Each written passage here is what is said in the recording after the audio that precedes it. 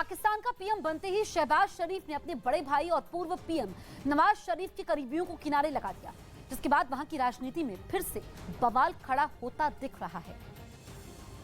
क्योंकि अपने पिता के करीबियों को नजरअंदाज किए जाने से नवाज शरीफ की बेटी और पीएमएलएन की नेता मरियम भड़क गईं और उन्होंने अपने चाचा शहबाज के खिलाफ मोर्चा खोलने के संकेत दे दिए। उनके समर्थकों का यह भी आरोप है कि शहबाज शरीफ ने नवाज के खास लोगों की तो अनदेखी की ही, साथ ही मरियम को भी कोई अहम जिम्मेदारी नहीं सौंपी और इसी वजह से पार्टी के संस्थापक नवाज का परिवार खुद को ठगा सा महसूस कर रहा है।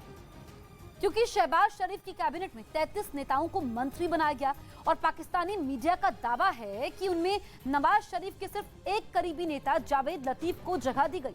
हालांकि पार्टी में नाराजगी की वजह से वो भी मंगलवार को हुए शपथ ग्रहण समारोह में शामिल नहीं हुए। मरियम नवाज की गुट का आरोप है कि शहबाज ने चुन चुन कर अपने वफादारों को कैबिनेट में भर दिया।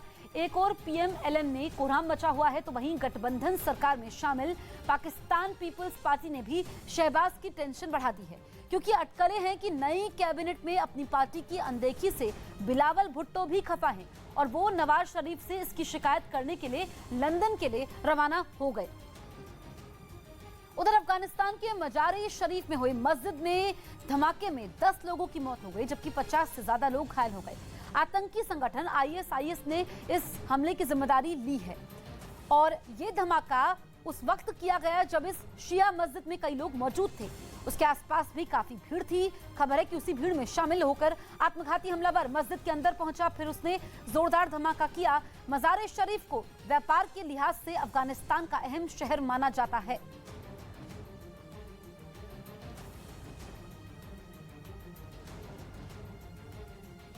वहीं यूक्रेन ने भारतीय रुपयों में महज 8,000 के हथियार से रूस के 100 करोड़ के हेलीकॉप्टर को तबाह कर दिया, जिसके सबूत के तौर पर उसने कुछ तस्वीरें जारी की हैं, जिनमें रूस का एक हेलीकॉप्टर मलबे के ढेर में तब्दील दिखाई दिया। यूक्रेन की सेना ने दावा किया कि ये रूसी सेना के सबसे घातक जंगी हेलीकॉप्टर का-52 का मलबा है, जिसे उसने सोवियत संघ के दौर में बने ईगला एयर डिफेंस सिस्टम की मदद से मार गिराया। और इस कामयाबी के बाद यूक्रेन के जवानों ने रूस का मजाक उड़ाने में भी कोई कसर नहीं छोड़ी, क्योंकि उन्होंने रूस के जिस का-52 हेलीकॉप्टर को तबाह किया उसकी कीमत करीब $1.5 करोड़, मतलब भारतीय रुपयों में 100 करोड़ से ज्यादा है। जबकि यूक्रेन ने जिस ईगला एयर डिफेंस सिस्टम की मदद से उसे मार गिराया उसकी कीमत महज $100 है, यानी भारतीय रुपयों में करीब 8,000 रुपए है।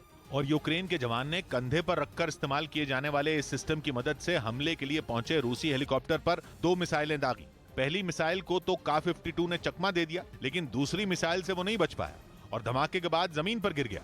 यूक्रेन पर कब्जे में हो रही देरी से बौखलाई पुतिन की सेना ने उसके अलग अलग शहरों पर तबाही मचाने वाले रॉकेटों की बारिश कर दी, जिसके लिए उसने दुनिया भर में बवंडर के नाम से पहचान बना चुके स्मिट्ज मल्टीपल रॉकेट लॉन्चर सिस्टम का इस्तेमाल किया और सबूत के तौर पर उसने इन हमलों का एक वीडियो भी जारी किया।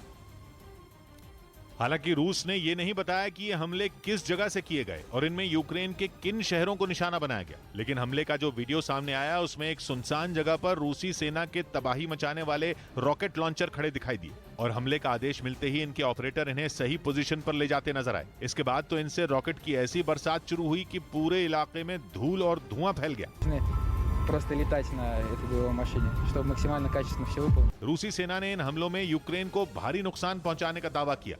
और अगर रूस ने इस खतरनाक रॉकेट लॉन्चर सिस्टम स्मिट्ज का इस्तेमाल तेज किया तो यूक्रेन की टेंशन बहुत ज्यादा बढ़ सकती है, क्योंकि इस सिस्टम से जो रॉकेट दागे जाते हैं वो क्लस्टर बम की तरह काम करते हैं। एक रॉकेट जब फटता है तो वो करीब 67 हेक्टेयर के दायरे, मतलब एक फुटबॉल स्टेडियम के बराबर इलाके में तबाही मचा देता है, जबकि इस सिस्टम की मदद से एक बार में इतनी भीषण तबाही मचाने वाले 12 रॉकेट दागे जा सकते हैं। और ये रॉकेट लॉन्चर सिस्टम 120 किलोमीटर की दूरी से अपने टारगेट को निशाना बनाने की काबिलियत रखता है।